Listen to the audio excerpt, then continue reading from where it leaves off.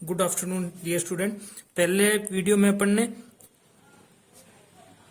जो व्यास था और उससे अर्धव्यास का पता किया, वास्तविक अर्धव्यास का। वास्तविक अर्धव्यास उस वीडियो में पढ़ने लगाया था 3760 सेंटीमीटर। उसको किलोमीटर में था, उसको सेंटीमीटर में चेंज किया। और नजदीक लाने के लिए अपन ने और इसमें एक संशोधन कर सकते हैं 635, क्योंकि ये आसानी से कट जाएगा। 5 का बिंदु आसानी से कट, इसको अपने 40 भी ले सकते हैं, ठीक है, और इसको 35 भी ले सकते हैं। तो 40 की बजाय अपने 35 लेंगे, क्योंकि 35 ज्यादा नजदीक है। 60 सेंटीमीटर। अभी एक प्रश्न अपने हल करने का प्रयास करते हैं। RF 1:125 पर एक मानक अक्षांश वाले शंकु प्रक्षेप की रचना कीजिए। अब वो क्या पूछ रहा है? एक शंकु प्रक्षेप, एक 1 स्टैंडर्ड पैरेलल के बारे में पूछ रहा है। मानक अक्षांश उसने दिया है 45 डिग्री उत्तरी अक्षांश। अक्षांशीय विस्तार उसने दिया है 0 डिग्री यानी भूमध्य रेखा से 75 डिग्री उत्तरी अक्षांश, तथा देशांतरीय विस्तार 60 डिग्री पश्चिमी से 60 डिग्री पूर्वी देशांतर, 60 डिग्री पश्चिम से 60 डिग्री पूर्वी देशांतर, और अंतराल उसने दिया है 15 डिग्री। अब ये प्रश्न है। अब इस प्रश्न को हल करने के लिए एक सूत्र का उपयोग करेंगे। R तिरछा करने का सूत्र है।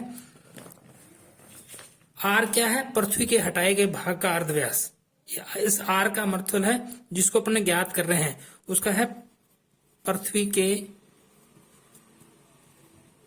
हटाए गए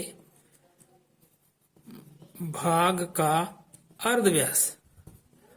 अर्धव्यास इस R का मतलब है, ठीक है। पृथ्वी के हटाए, ये रेट है यानी कि त्रिज्या पूछ रहा है। पृथ्वी के हटाए गए भाग का अर्धव्यास बराबर, इसका सूत्र है वास्तविक अर्धव्यास। वास्तविक अर्धव्यास बटा में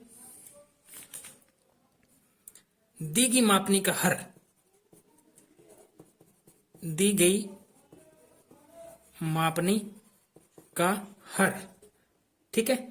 उसमें आप जो आपको पीडीएफ भेजी है उसमें ये लिखा है पृथ्वी का वास्तविक अर्धव्यास और निरूपक भिन्न यही है। दी गई मापनी को ही निरूपक भिन्न कहते हैं। प्रदर्शक भिन्न भी यही है। रिप्रेजेंटेटिव फंक्शन RF भी यही है, ठीक है, मापनी का हर। अब अपने पास में वास्तविक अर्धव्यास कितना है? 635/60 बटा में दी गई मापनी का हर। मापनी क्या है अपने पास में? 1:125/60। इसके अंदर बटा में लिख देंगे R बराबर 125 फिर ये 60। अब इसको काट देंगे आपस में, तो इसका उत्तर आ जाएगा 5.08 सेंटीमीटर, ठीक है। ये काम अपने लाइनदार पेज पे करना है।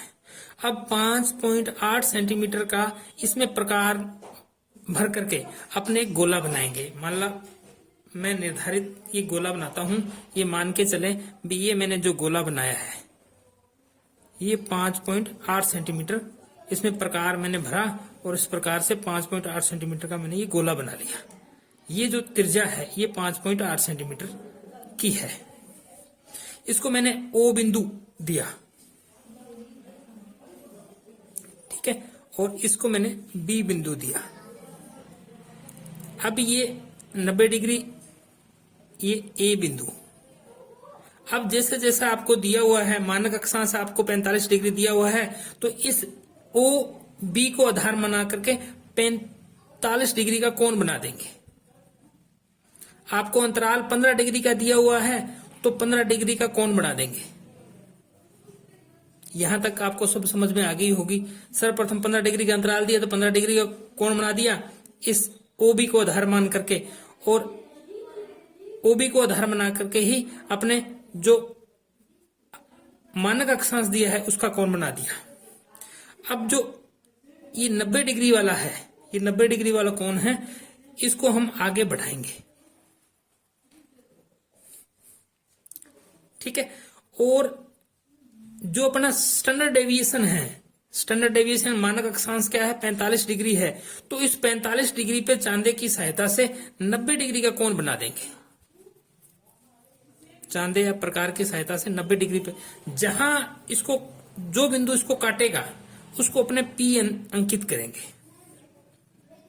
उसको अपने C बिंदु हटा दिया, जहां काटा वहां P और ये C बिंदु अंकित किया। अब PC ये अपने पास में ये दूरी है, P और C ये मानक अक्षांश के बराबर है। और लिखना नहीं है मानक अक्षांश, अपने को ध्यान में होना चाहिए। P से C की दूरी है, ये मानक अक्षांश के बराबर है। अभी क्या करेंगे, ये जो D बिंदु है, B और D इसको अपने प्रकार में भरेंगे। ये स्केल से नहीं मापी जाएगी, इसको प्रकार में भरेंगे क्योंकि ये गोलाकार आकृति है। इसको प्रकार में भर करके इस पे एक चाप काटेंगे। इसे O बिंदु पर रखेंगे, प्रकार को पेंसिल से यहाँ चाप काटेंगे। जिस बिंदु पर यह कटता है यानी कि OC कटता है, OC जहां कटा उसको अपने E बिंदु मान लिया, ठीक है। OB के समानांतर इसमें एक लंब खींच देंगे। इसको अपने F मान लिया। अब ये अपने पास में कच्चा चित्र आ गया। अब B से लेकर के D के बीच की दूरी है, ये अपने को क्या बताएगी, अक्षांश के बीच की दूरी बताएगी। तथा FE ये जो दूरी है ये दो देशांतरों के बीच की दूरी बताएगी। ये एक मानक अक्षांश के अंदर आता है, ठीक है। अभी अब देखो अक्षांशीय विस्तार अपने पास में 0 से 75 डिग्री उत्तरी अक्षांश तथा देशांतरीय विस्तार 60 डिग्री से पश्चिम से 60 डिग्री पूर्वी देशांतर। अब मान के चलो भी अपन ने ये 90 डिग्री है, 90 डिग्री उत्तरी अक्षांश, फिर 90 से नीचे 70 आएगा, 70, फिर 15-15 के अंतर है तो 90 75। ये देखो इसी प्रकार अपने अक्षांश देशांतर रेखाएं बनाई थी, अक्षांश देशांतर रेखाओं के जाल को बनाया था। अब ये 0 डिग्री रेखा है। अब इसके इधर वाले जो सारे के सारे हैं ये क्या है, पूर्वी देशांतर है। इसके इधर वाले हैं जो कौन से हैं, पश्चिमी देशांतर, ठीक है।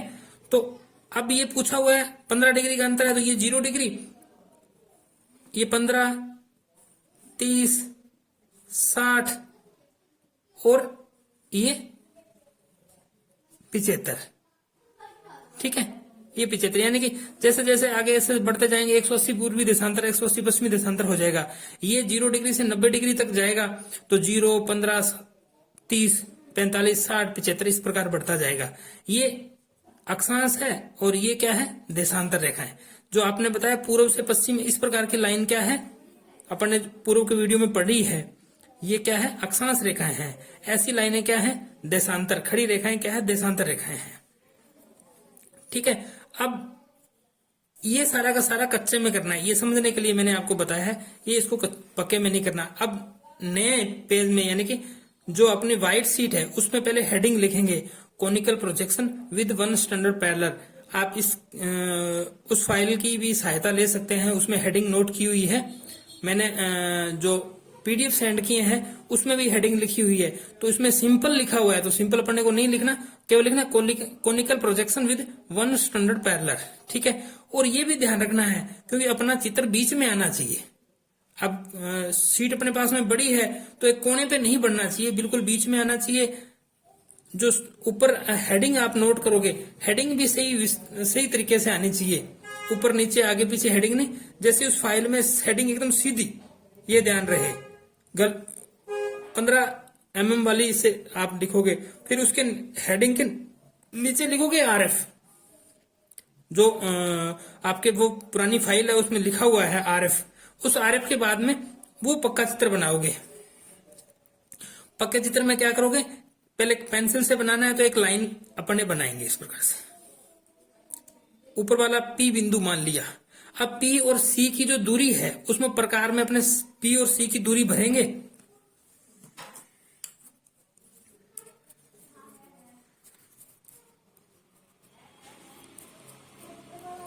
मान लो ये दूरी है, इसको मैं ऐसे प्रकार की सहायता से इसको पी और सी को भर लूंगा और एक चाप काटूंगा पी बिंदु से। इस प्रकार से मैं एक चाप काटूंगा।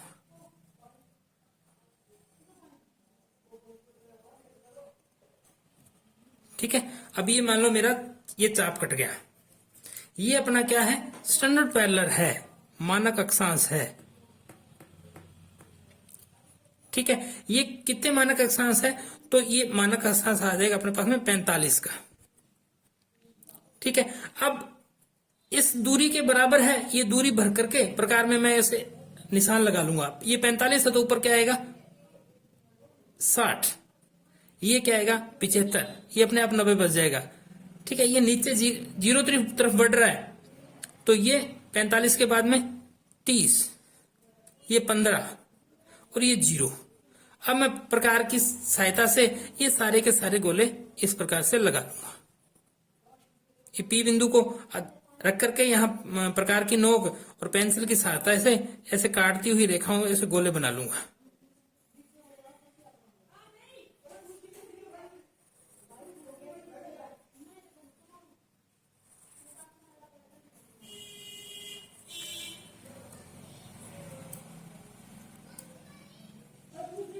ठीक है, अब ये स्टैंडर्ड पैरेलल है अपने पास में, और मैंने आपको बताया भी ये दूरी एफ और ई के बीच में जो दूरी है वो क्या है, देशांतर, दो देशांतरों के बीच की दूरी को बताता है। तो ये 0 डिग्री है। ठीक है, तो ये 15, ये दूरी मैंने यहाँ एफ और ई वाली भरी है प्रकार में, ये 15, फिर 30, फिर 45 और 60 लगा ली निशान। इधर भी 15, 30, 45 और 60, क्योंकि ये देखो 60 डिग्री पश्चिमी देशांतर, ये इधर वाला हिस्सा क्या है पश्चिमी देशांतर है, इधर वाला पूर्वी देशांतर है। ये 0 डिग्री प्रधान मध्यांतर रेखा है। ठीक है, अब इसको स्केल की सहायता से अपने इसको मैच कर देंगे, ऐसे मिला देंगे, ऐसे स्केल रखेंगे और इसको मैच करता हुआ पी बिंदु तक जाना चाहिए। ठीक है, इसी प्रकार अपने सारे के सारे ये मैच करते हुए इसको मिलाते हुए ये लाइनें खींच देंगे।